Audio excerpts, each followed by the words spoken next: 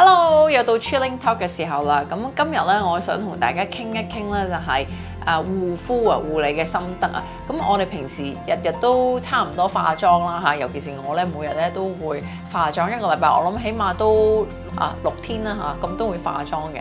咁化妝落妝，咁其實咧我相信好多好熟悉護膚嘅朋友都知道咧，我哋嗰個深層嘅清潔咧係好緊要嘅。咁反而咧我就注重咧係每日嘅清潔。咁每日嘅清潔就係咁，當然你落咗妝啦，我一定係用油落妝嘅。落咗妝之後咧，咁啊洗面。咁洗完面之後咧，我就一定咧會用呢個嘅 peeling 啦。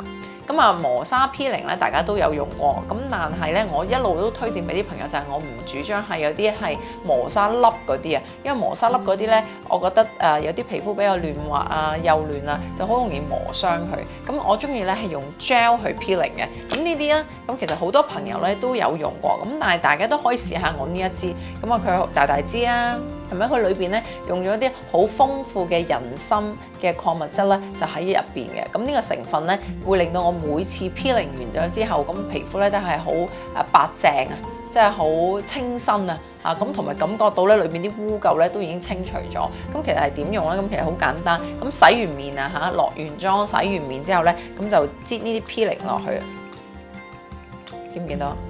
同埋咧又好香，一陣陣清新嘅呢個人參嘅香味啊！咁啊跟住捽咯，咁捽嗰陣時咧，咁可以大範圍捽。我咧嘅眼兜嗰度咧，我都會輕輕捽嘅。咁你見到啦，哇！嗰啲死皮咧就會出晒嚟㗎啦，一粒粒嗰啲死皮。咁輕輕由佢逆時針順時針，逆時針順時針。咁當然係輕輕力啦，你唔好大力捽佢嗱。咁啊出晒嚟啦啲死皮。咁我會連頸都搽埋啦，咁同埋都幾襟用嘅。咁一支可以用成我諗2個月啊，2個至3個月，睇下你會唔會日日用啦。我就因為長期化妝，咁我就一定係日日用嗰啲嚟㗎啦。